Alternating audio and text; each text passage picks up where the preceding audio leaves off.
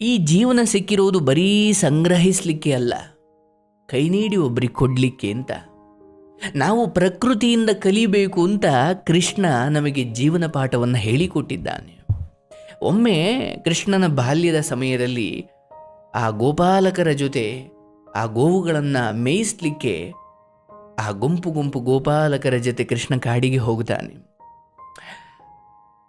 ಸಾಮಾನ್ಯರಿಗೂ ಕೃಷ್ಣನಿಗಿರೋ ವ್ಯತ್ಯಾಸ ಅಂದರೆ, ನೀವು ಗಮನಿಸಿ, ಒಂದು ಚಿಲಿಪಿಲಿ ಸದ್ದು ಮಾಡ್ತಾ ಇರೋ ಒಂದು ಪಕ್ಷಿಯನ್ನು ಎಷ್ಟು ಚೆನ್ನಾಗಿ ಹಾಡು ಹೇಳ್ತಾ ಇದೆ, ಅಥವಾ ಆ ಪಕ್ಷಿ ನೋಡಿ ಎಷ್ಟು ಚೆನ್ನಾಗಿ ಚಿಟಪಟ ಅಥವಾ ಚಿಲಿಪಿಲಿ ಚಿಲಿಪಿಲಿ ಅಂತ ಇದೆ. ಅಯ್ಯೋ, ಆ ಮಂಗ ನೋಡು ಮರದಿಂದ ಮರಕ್ಕೆ ಹೆಂಗೆ ಹಾರಾಡ್ತಾ ಇದೆ. ಅಯ್ಯೋ, ಆ ಪಕ್ಷಿ ನೋಡು ಮರದ ಕೊಂಬೆಯ ಮೇಲೆ ಕುಳಿತು ಒಂದು ಹಣ್ಣನ್ನು ಕುಕ್ಕಿ ಕುಕ್ಕಿ ತಿಂತಾ ಇದೆ. ಅಯ್ಯೋ, ಆ ಹಕ್ಕಿ ಗೂಡು ಕಟ್ಟಿದೆ.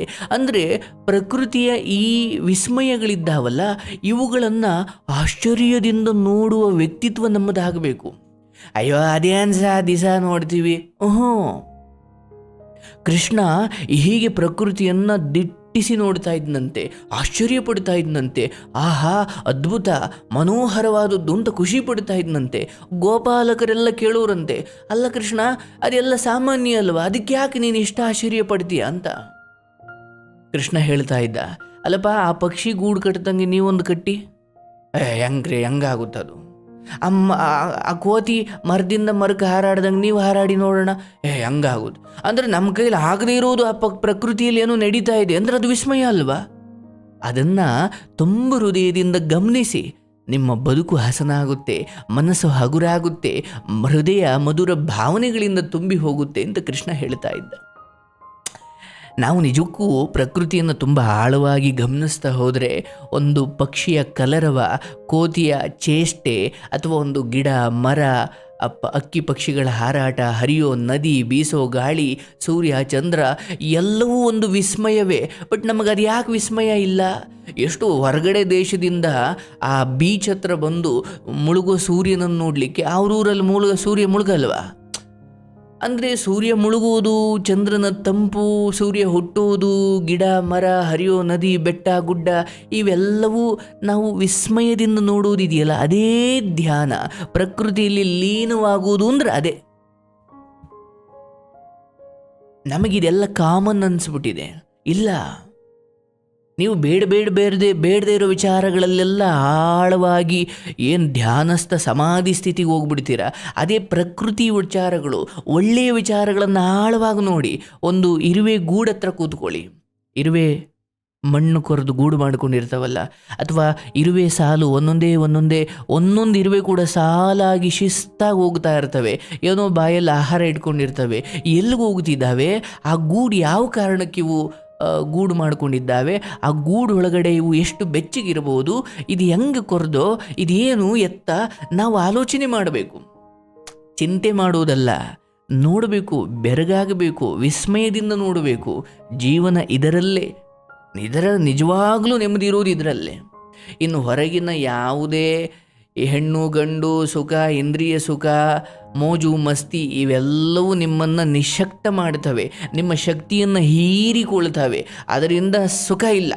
ನಿಜವಾದ ಸುಖ ಪ್ರಕೃತಿಯಲ್ಲಿ ಒಂದಾಗುವುದು. ಎಷ್ಟೋ ಮಹಾನುಭಾವರು, ಅದರಲ್ಲೂ ರವೀಂದ್ರನಾಥ ಠಾಗೂರ್ ಅಂತಹ ಮಹಾನುಭಾವರು ಪ್ರಕೃತಿ ಒಳಗಡೆ ಹೋದರೆ ಧ್ಯಾನಸ್ಥ ಸಮಾಧಿ ಸ್ಥಿತಿಗೆ ಹೋಗ್ಬಿಡ್ತಿದ್ರಂತೆ. ಹಾಗೆ ಕೃಷ್ಣ ಕೂಡ ಪ್ರಕೃತಿಯನ್ನು ವಿಶೇಷವಾಗಿ ನೋಡ್ತಾ ಇದ್ದ. ಆಗ ಗೋಪಾಲಕರು ಹೇಳುತ್ತಾರಂತೆ, ಅಯ್ಯ ಕೃಷ್ಣ, ನಮಗೆ ಗೊತ್ತು, ನೀನು ತಲೆಯ ಮೇಲೆ ನವಿಲುಗರಿ, ಕೈಯಲ್ಲಿ ಕೊಳಲು, ಬಿದಿರಿನ ಕೊಳಲು, ಮತ್ತು ಕೊರಳಲ್ಲಿ ಹೂವಿನ ಹಾರ, ಎಲ್ಲ ಪ್ರಕೃತಿನೇ ಮೈ ಮೇಲೆ ಇಟ್ಕೊಂಡು ಓಡಾಡ್ತಿದೀಯ. ನವಿಲುಗರಿ, ಕೊಳಲು, ಹೂವಿನ ಹಾರ ಪ್ರಕೃತಿನೇ ಮೈ ಮೇಲೆ ಇಟ್ಕೊಂಡಿದೀಯ. ನಿನಗೂ ಪ್ರಕೃತಿಗೂ ಇರುವ ವಿಶೇಷ ಸಂಬಂಧ ಅದು ಎಂಥದ್ದು ಅಂತ ನಮಗೆ ಅರ್ಥವಾಗುತ್ತೆ. ಆದರೂ ನೀನು ಅದನ್ನು ಅಷ್ಟು ವಿಶೇಷವಾಗಿ ನೋಡ್ತೀಯಲ್ಲ. ನಮಗೆ ನಿಜಕ್ಕೂ ಇದರಿಂದ ಒಂದು ಪಾಠ ಸಿಕ್ತು. ನಾವು ಇನ್ನು ಮೇಲೆ ಈ ಪ್ರಕೃತಿಯನ್ನು ಅಷ್ಟೇ ವಿಶೇಷವಾಗಿ ನೋಡ್ತೀವಿ. ಅಂದರೆ ಈ ಒಂದು ಹಸು ಸಾಕಿದ್ದೀರಿ, ಒಂದು ಹಸು ಮರಿ ಹಾಕಿದೆ. ಅದು ಆ ಕೆಚ್ಚಲ ಹತ್ರ ಹೋಗಿ ಹಾಲು ಕುಡಿಯೋದು, ಅಥವಾ ಹಸು ಆ ಕರು ಬಂದ ತಕ್ಷಣ ಅಂದರೆ ಬೇರೆಯವರು ಹೋದರೆ ಒದೆಯೋ ಹಸು ಕರು ಹೋದ ತಕ್ಷಣ ಸುಮ್ಮನಾಗುತ್ತೆ, ಹಾಲು ಕೊಡುತ್ತೆ, ಅಲ್ಲಿ ಮೇಯುತ್ತೆ, ನೀರು ಕುಡಿಯುತ್ತೆ. ಅದು ಸುಮ್ಮನೆ ಒಂದು ಕಡೆ ಕೂತಿದ್ದಾಗ ಮೆಲ್ಕು ಹಾಕ್ತಾ ಇರುತ್ತೆ. ಹುಲ್ಲು ಹಾಕಿದ್ರೆ ಹುಲ್ಲು ತಿನ್ನುತ್ತೆ, ನೀರು ಕುಡಿಸಿದ್ರೆ ಅಥವಾ ನೀರಿಕ್ಕಿದ್ರೆ ನೀರು ಕುಡಿಸುತ್ತೆ. ಅದ್ರ ಬದುಕಲ್ಲಿ ಏನು ನಡೀತಾ ಇರ್ಬೋದು ಅಂದರೆ ಪ್ರತಿಯೊಂದು ನಿಮ್ಮ ಮನೆಯಲ್ಲಿ ಸಾಕಿರೋ ಪ್ರಾಣಿ ಅಥವಾ ಸಾಕು ಪ್ರಾಣಿಗಳು ಇವೆಲ್ಲವನ್ನು ನೀವು ಸುಮ್ಮನೆ ಗಮನಿಸ್ತಾ ಹೋದರೆ ನೀವು ಯಾವ ಧ್ಯಾನದ ಕ್ಲಾಸ್ಗೂ ಹೋಗೋದು ಬೇಕಿಲ್ಲ. ನಮಗೆ ಹಾಗೆ ಗಮನಿಸುವಿಕೆಯ ಕೊರತೆ ಇದೆ. ಕೊರತೆ ಏನಿಲ್ಲ, ಆದರೆ ಬೇಡದೇ ಇರೋದ್ರಲ್ಲಿ ಗಮನಿಸೋದು ಜಾಸ್ತಿ ನಾವು. ಅದಕ್ಕೆ ಮನೋವಿಕಾರವಾಗುತ್ತೆ, ಬೇಡದೇ ಇರೋದು ಮನಸ್ಸಿಗೆ ಬಂದು ಕೂತ್ಕೊಳ್ಳುತ್ತೆ. ಹಾಗಾಗಿ ನಮ್ಮ ಗಮನ ಒಂದು ಕಡೆ ಕೂರಲ್ಲ. ಕೃಷ್ಣ ಹೇಳ್ತಿದ್ದಾನೆ, ಪ್ರಕೃತಿ ದೊಡ್ಡ ಗುರು. ಅಂದರೆ ಬೆಳಕು ಕೊಡುವ ಸೂರ್ಯ, ತಂಪು ಕೊಡುವ ಚಂದ್ರ, ಹರಿಯೋ ನದಿ, ಬೀಸೋ ಗಾಳಿ, ಗಿಡ ಮರ, ಬೆಟ್ಟ ಗುಡ್ಡ ಇವೆಲ್ಲವೂ ಕೂಡ ನಿಸ್ವಾರ್ಥವಾಗಿ, ಪ್ರತ್ಯಕ್ಷವಾಗಿ ಪರೋಕ್ಷವಾಗಿ ಯಾವುದೇ ಸ್ವಾರ್ಥವಿಲ್ಲದೆ ಎಲ್ಲರಿಗೂ ಉಪಕಾರ ಮಾಡ್ತಿದ್ದಾವೆ. ಸೂರ್ಯನದು ಯಾವ ಸ್ವಾರ್ಥ, ಚಂದ್ರನದು ಯಾವ ಸ್ವಾರ್ಥ, ಅದು ಏನೂ ಇಲ್ಲದೆ ಏನೂ ಕೇಳದೆ ತಮ್ಮ ಕೆಲಸವನ್ನು ತಮ್ಮ ಪಾಡಿಗೆ ಮಾಡ್ತಾ ಇದ್ದಾವೆ. ಹಾಗಾಗಿ ನಾವು ಆ ಪ್ರಕೃತಿಯಿಂದ ಕಲಿಯೋದು ತುಂಬ ಇದೆ. ನಮ್ಮಲ್ಲಿರುವುದು ಜ್ಞಾನ ಸಂಪತ್ತಾಗಿರ್ಬೋದು, ಹಣದ ಸಂಪತ್ತಾಗಿರ್ಬೋದು, ಅಥವಾ ಅಂದರೆ ವಿದ್ಯೆ, ಜ್ಞಾನ, ಹಣ, ಇನ್ನೇನೇ ಇರ್ಬೋದು. ಪ್ರಕೃತಿ ಹೇಗೆ ನಿಸ್ವಾರ್ಥವಾಗಿ ಕೊಡ್ತಾ ಇದೆಯೋ ನಾವು ಕೊಡೋದನ್ನು ಕಲಿಬೇಕು. ಗೋಪಾಲಕರು ಕೇಳ್ತಾರೆ, ಹಾಗಾದರೆ ಪ್ರಕೃತಿ ನಮಗೆ ಹೇಗೆ ಗುರುವಾಗುತ್ತೆ, ಯಾವ ನಿಟ್ಟಿನಲ್ಲಿ ನಾವು ಅದನ್ನು ಗುರು ಅಂತ ಅಂದುಕೊಳ್ಬೋದು ಅಂತ ಕೃಷ್ಣ ಹೇಳ್ತಾನೆ. ಆಗ ಯಾಕಂದರೆ ಗೋಪಾಲಕರು ಕೇಳ್ತಾ ಇದ್ದಾರೆ, ಕೃಷ್ಣ ಪ್ರಕೃತಿಯನ್ನು ಗುರು ಒಂದೇ ಅಲ್ವಾ, ಹೇಗೆ? ಆಗ ಕೃಷ್ಣ ಹೇಳ್ತಾನೆ, ಅಪ್ಪ, ಈ ಜನ್ಮ ಸಿಕ್ಕಿರೋದು ಬರೀ ಪಡ್ಕೊಳ್ಳೋಕಲ್ಲ, ಸಂಗ್ರಹಿಸೋದಿಕ್ಕಲ್ಲ, ಕೊಡುವುದಕ್ಕೆ ಈ ಬದುಕಿದೆ. ಪಡ್ಕೊಳ್ಳೋದಲ್ಲಿ ಎಷ್ಟು ಮುಖ್ಯವೋ ಕೊಡುವುದು ಅದಕ್ಕಿಂತ ದುಪ್ಪಟ್ಟು ಮುಖ್ಯ. ಕೃಷ್ಣ ಹೇಳೋ ಒಂದು ಮಾತು ಹೆಂಗಿದೆ ಅಂದರೆ, ನೀನು ಕಡಿಮೆ ಪಡ್ಕೋ, ಹೆಚ್ಚು ಕೊಡು. ನೋಡಿ, ಈ ಮಾತು ಎಷ್ಟು ಚೆನ್ನಾಗಿದೆ. ಕಡಿಮೆ ಪಡ್ಕೋ, ಹೆಚ್ಚು ಕೊಡು. ಯಾಕೆ? ಪಡೆದುಕೊಂಡಷ್ಟು ನಮಗೆ ಸಾಕು ಅಂತ ಅನಿಸಲ್ಲ, ಆದರೆ ಕೊಡ್ತಾ ಹೋದಷ್ಟು ನಿಮ್ಮ ಆರೋಗ್ಯ ಹೆಚ್ಚುತ್ತೆ, ನಿಮ್ಮ ಹೃದಯ ಶುದ್ಧಿಯಾಗುತ್ತೆ, ಹೊರಗಿನ ಸಂಬಂಧಗಳು ಸುಧಾರಿಸ್ತವೆ, ನಿಮ್ಮ ಬಗ್ಗೆ ನಿಮಗೆ ಹೆಮ್ಮೆ ಆಗುತ್ತೆ. ಮತ್ತು ಕೊಡ್ತಾ ಹೋದಷ್ಟು ನಿನ್ನ ಹತ್ರ ಖಾಲಿ ಆಗುತ್ತೆ. ನಿನ್ನ ಹತ್ರ ಖಾಲಿ ಆದರೆ ಭಗವಂತ ಇನ್ನೇನೋ ನಿನಗೆ ಕೊಡ್ಲಿಕ್ಕೆ ಸಾಧ್ಯ. ನಿನ್ನ ಹತ್ರ ಎಲ್ಲ ತುಂಬಿ ತುಳುಕ್ತಾ ಇದೆ ಅಂದರೆ ದೇವರು ನಿನಗೆ ಯಾಕೆ ಕೊಡಬೇಕು ಅಲ್ವಾ? ಅದಕ್ಕೆ ಅದು ವಿದ್ಯೆಯಾದರೂ ಸರಿ, ಅಥವಾ ಯಾವುದೇ ರೀತಿಯ ಹಣ ಆಸ್ತಿ, ಅಥವಾ ಹಣ ಆಸ್ತಿ ಬಿಟ್ಟುಬಿಡಿ, ಅದನ್ನು ಯಾರೂ ಕೊಡೋದು ಇಲ್ಲ, ಕೊಡೋಕ್ಕೂ ಮನಸ್ಸಾಗಲ್ಲ. ಮಿನಿಮಮ್ ಒಳ್ಳೆ ಮಾತುಗಳಾಗಿರ್ಬೋದು, ನಮ್ಮ ಚಿಕ್ಕ ಪುಟ್ಟ ಸಹಾಯಗಳು, ಅಥವಾ ನಿಮ್ಮ ಹತ್ರ ಯಾವುದೋ ವಿದ್ಯೆ ಇದ್ದರೆ ಅದನ್ನು ಇನ್ನೊಬ್ಬರಿಗೆ ಕೊಡಬೇಕು. ಹಾಗಾಗಿ ಯಾವ ಮನುಷ್ಯ ಬರೀ ಸಂಗ್ರಹಿಸೋದ್ರಲ್ಲೇ ಜೀವನ ಕಳೀತಾನೆ, ಇನ್ನೊಬ್ಬರಿಗೆ ಕೊಡುವುದನ್ನು ಮರೀತಾನೆ, ಅವನು ಎಂದಿಗೂ ಕೂಡ ಅದನ್ನು ಅನುಭವಿಸ್ಲಿಕ್ಕಾಗೋದಿಲ್ಲ. ನೀನು ಅನುಭವಿಸಬೇಕು ಅಂದರೆ ಕೊಡೆಯ, ಕೊಡುವುದರಲ್ಲೇ ಪುಣ್ಯವಿದೆ, ಕೊಡುವುದರಲ್ಲೇ ದೇವರ ಪೂಜೆ ಇದೆ.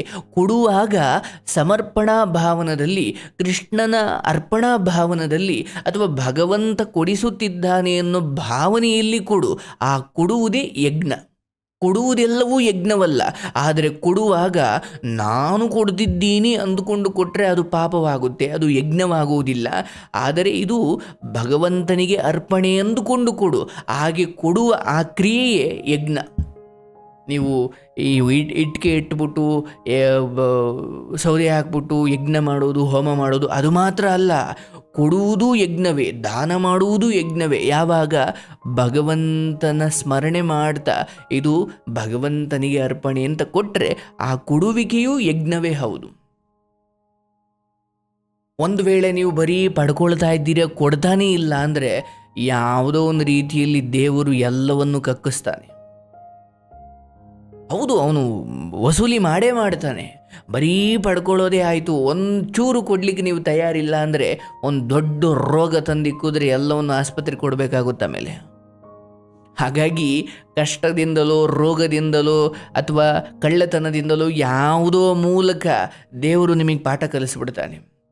ಅದಕ್ಕೆ ನಮ್ಮ ಕೈಲಾದಷ್ಟು ಕೊಡ್ತಾ ಬಂದರೆ ನಮ್ಮ ಬದುಕು ಚೆನ್ನಾಗಿರುತ್ತೆ.